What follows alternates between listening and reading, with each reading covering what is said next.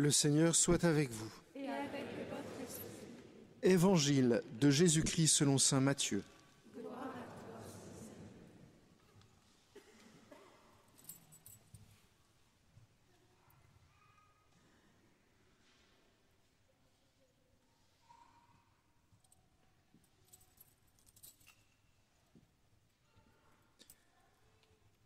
En ce temps-là, Jésus disait à ses disciples cette parabole. C'est comme un homme qui partait en voyage. Il appela ses serviteurs et leur confia ses biens. À l'un, il remit une somme de 5 talents. À un autre, 2 talents. Au troisième, un seul talent. À chacun selon ses capacités. Puis il partit. Aussitôt, celui qui avait reçu les 5 talents s'en alla pour les faire valoir et en gagna 5 autres. De même, celui qui avait reçu 2 talents en gagna 2 autres. Mais celui qui n'en avait reçu qu'un alla creuser la terre et cacha l'argent de son maître. Longtemps après, le maître de ses serviteurs revint et leur demanda des comptes. Celui qui avait reçu 5 talents s'approcha, présenta 5 autres talents et dit « Seigneur, tu m'as confié 5 talents.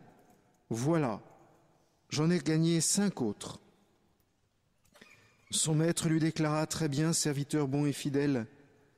Tu as été fidèle pour peu de choses, je t'en confierai beaucoup. Entre dans la joie de ton Seigneur. » Celui qui avait reçu 2 talents s'approcha aussi et dit « Seigneur, tu m'as confié 2 talents, voilà, j'en ai gagné 2 autres. » Son maître lui déclara « Très bien, serviteur bon et fidèle, tu as été fidèle pour peu de choses, je t'en confierai beaucoup. Entre dans la joie de ton Seigneur. » Celui qui avait reçu un seul talent s'approcha aussi et dit « Seigneur, je savais que tu es un homme dur, tu moissonnes là où tu n'as pas semé, tu ramasses là où tu n'as pas répandu le grain. J'ai eu peur et je suis allé cacher ton talent dans la terre. Le voici, tu as ce qui t'appartient. » Son maître lui répliqua « Serviteur mauvais et paresseux, tu savais que je moissonne là où je n'ai pas semé, que je ramasse le grain là où je ne l'ai pas répandu.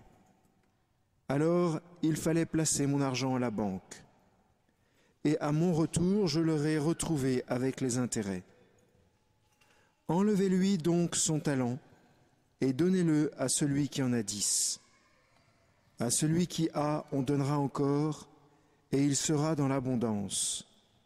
Mais celui qui n'a rien se verra enlever même ce qu'il a.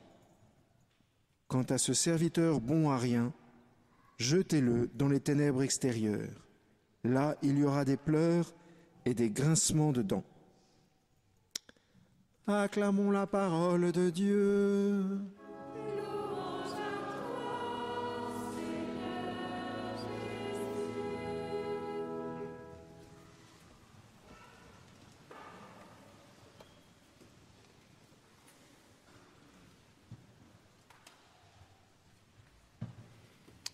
Peut-être que ce que vous gardez en mémoire immédiatement de ce texte, c'est les dernières lignes qu'on a entendues.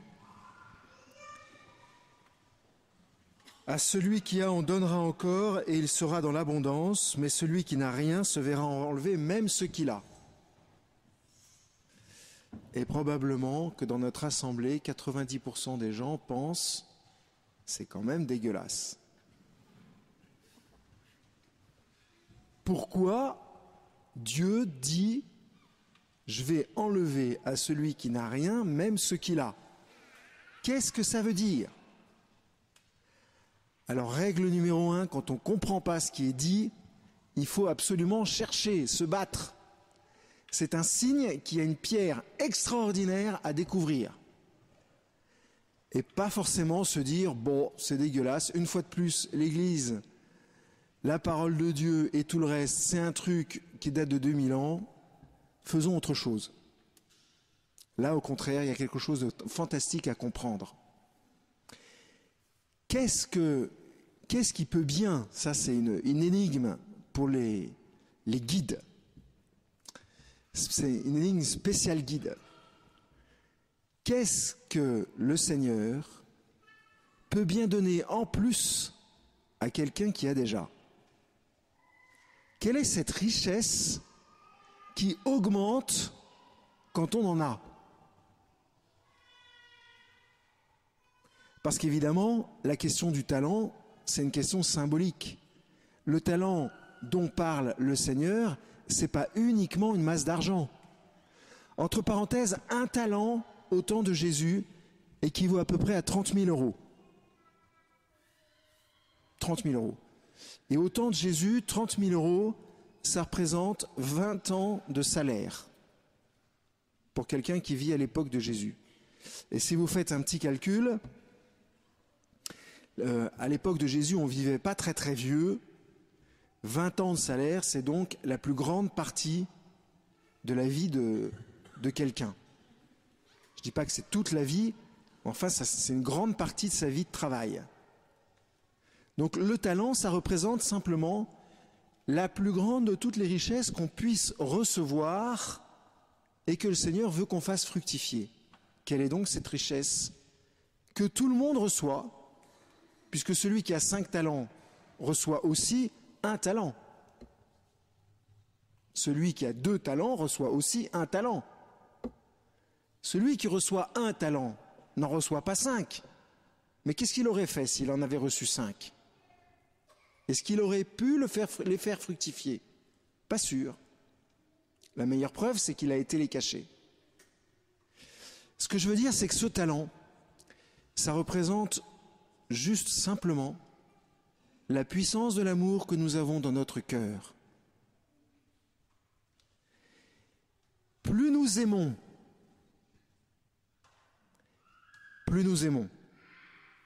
c'est la logique du Père Antoine. Plus nous aimons, plus il nous est donné d'aimer. Moins on aime, moins on aime. L'amour est une forme de richesse qui s'accumule par elle-même. Celui qui n'aime pas a de plus en plus de mal à aimer. Mais celui qui aime a de plus en plus de facilité à aimer, parce qu'il prend le goût de l'amour. Alors, celui qui fait fructifier l'amour qu'il a dans le cœur, mais reçoit de plus en plus d'amour. C'est simple. Si vous sortez, que vous souriez aux gens, que vous faites du bien aux gens, les gens vont vous faire du bien. Alors ça va vous faire du bien et vous allez faire du bien aux gens. Et ainsi de suite. Et quand on connaît quelque chose, eh bien on sait le reconnaître. Quand Dieu, à la fin de notre vie, quand on sera mort, nous dira « Veux-tu que je t'aime pour l'éternité ?» on sera tout à fait capable de reconnaître de quoi parle Dieu. On sera capable de reconnaître qu'il parle de l'amour dont on a vécu toute notre vie. Et donc, on aura encore plus d'amour. Mais celui qui n'a jamais aimé ou qui ne veut pas aimer, on va en parler dans 3 secondes, mais celui-là qui n'a pas aimé, comment il va reconnaître l'amour que Dieu veut lui donner pour l'éternité? C'est pas possible. Imaginons que Hitler n'ait jamais aimé. Il a peut-être aimé, on ne sait pas. On peut peut-être l'espérer. Ben, quand il va arriver au ciel, il ne sait pas de quoi Dieu parle quand il dit « Veux-tu que je t'aime pour l'éternité ?» Surtout si c'est une personne juive qui lui pose la question. Désolé pour l'humour un peu bas de gamme. Et alors forcément, qu'est-ce qui va se passer?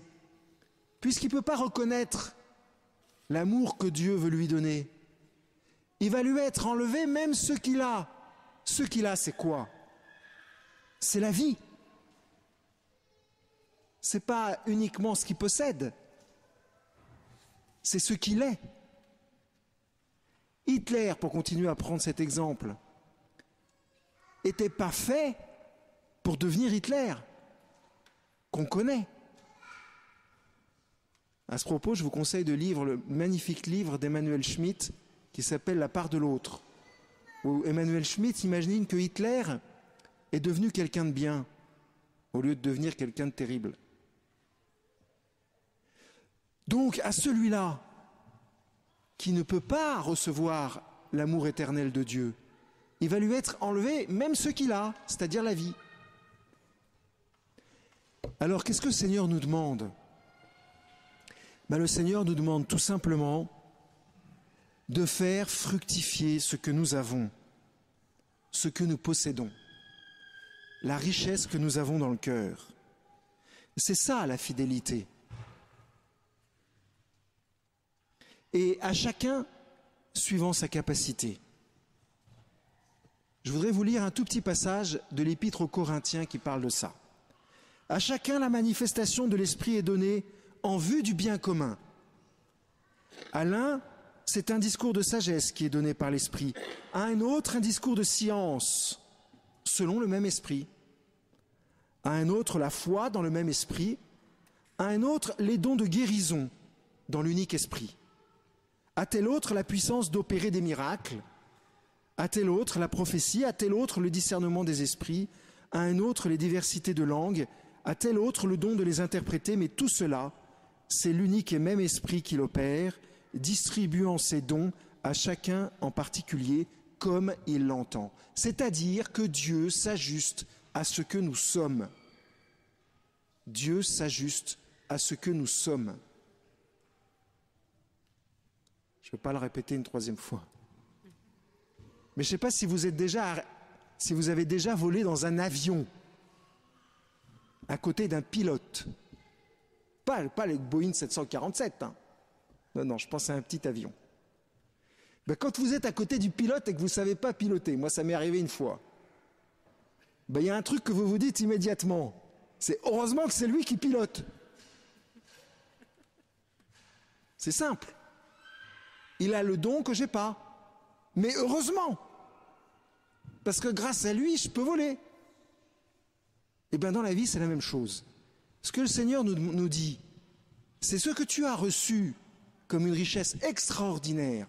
Fais-la fructifier, travaille, bosse, donne-toi.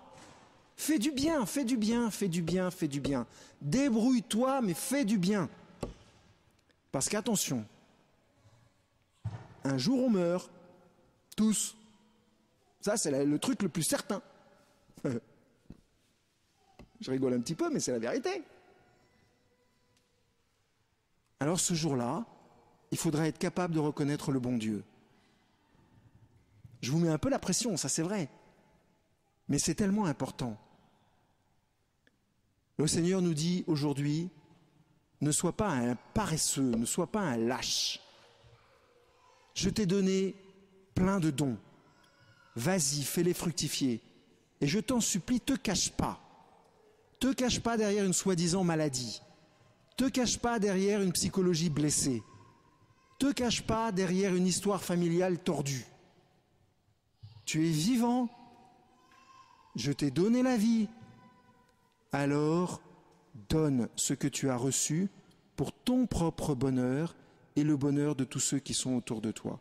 Chers frères et sœurs, demandons juste cette grâce de croire en notre grâce unique et tellement belle. Amen.